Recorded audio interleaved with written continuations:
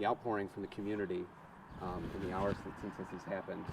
What is that like for the family on the inside to feel that support from all over the world, frankly? Yeah, it's beautiful, to be honest with you. People have been so genuine and caring, and just reaching out and saying what Rick meant to them, and even continuing to identify with what my dad and my mom meant to them.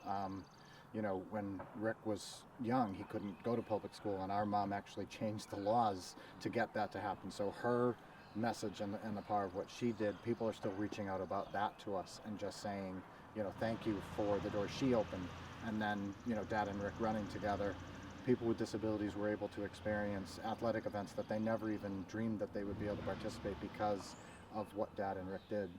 So, you know, Rick's ability to help people find ways to be positive and to say yes you can when they're wondering if something is too hard for them has just been amazing. What is it like for the family specifically? We've gotten a lot of exterior reaction, but what have these last couple of days been like for you guys? Very tough. It was actually a shock. I got the call very early Monday morning that, you know, Rick had passed in his sleep, and we were thankful that he passed gently in his sleep and it wasn't a struggle. We were surprised, though. We were just together on Saturday at an event. Rick made a beautiful speech, and we made a donation to Easter seals. And then on Sunday, my brother Rob was with Rick, and they were laughing and joking. When I called Rob to tell him the news, he was like, "That's not possible." He was doing so well. So it was crushing. I think the fact that his body went through so much. About 3 years ago, he had a serious bout with pneumonia, and he fought hard. And I think his body just got to the point where it fought as hard as it could, but he just couldn't fight anymore. But, you know, as we know, his spirit never turned down. It's always been positive. So it's been difficult, but people have been so supportive, and our family is strong, and we stay together, and we help each other through it. Just yesterday, going off script from what I prepared you for, but I was doing a story with the Miracle League that does, you know, baseball for disabled people.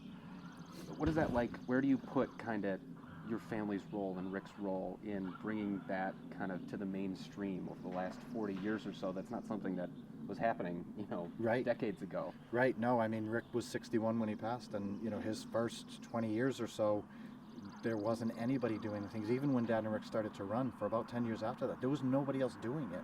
And now there's hundreds, thousands of people doing it. There are things like challenger leagues where individuals with disabilities can play and participate alongside their non-disabled peers, and that didn't exist. And I think, you know, Rick's inspiration has made it so that people look at people first and then the disability. So it's not a disabled person, it's a person with a disability. They're a person first. Okay. And this weekend, a memorial run that was already organized for someone very important to your family, obviously, now taking on new meaning. First of all, is it going to go on, and what has that been like suddenly to have to kind of get your ducks in a row again for this coming up? Yeah, we weren't sure at first if we were going to go forward with the race, and we thought about first, would Rick want this to happen, and we knew the answer was yes.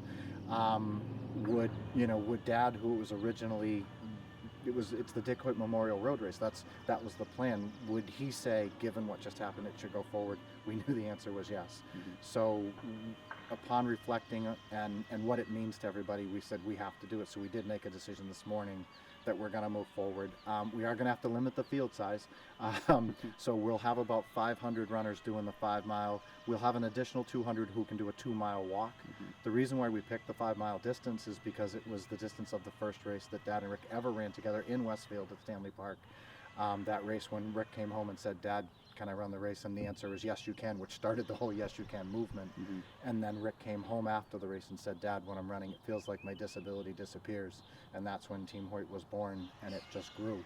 So we feel honored that people are going to come and be a part of this race. And it's in Hopkinton, the start of the marathon, at the Marathon Elementary School. There's just so many things that make sense. People will actually get to run by the statue in Hopkinton of Dad and Rick on the run, and the walk will actually go to the statue and back. So there's just so many meaningful components that this just has to be. It almost, seems too perfect that you could wrap this all up like that. You mentioned the cap and participation. Have you reached that already? Can people still register? No, people can still register. So if they want to go to teamhoyt.com, there's a link to the race page. They can go. We expect it to fill quickly. We are planning that there will be no registration on Saturday, the day of the race, so if people want to get in, they need to do it before then, so they should go to the teamhoyt.com and sign up for the race there. And if they can't get in to participate, they can still donate, correct? Absolutely, yep. There's a donation link on the race page where people could connect and help the foundation continue to grow.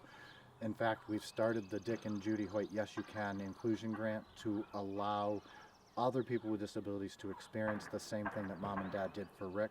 So this year, right now, we've awarded grants for a young woman with Down syndrome who's going to get into dance and modeling and doing that alongside of her non-disabled peers. We're helping a young man do competitive horseback riding alongside his non-disabled peers. We have another young man who wants to learn to swim. He can't do it without support, so we're funding a personal lifeguard who's going to go to those classes with him at a YMCA along with other kids who have no disability. So everything is about inclusion. It's about being able to overcome your disability and do what you're passionate about. That's what the grant's all about.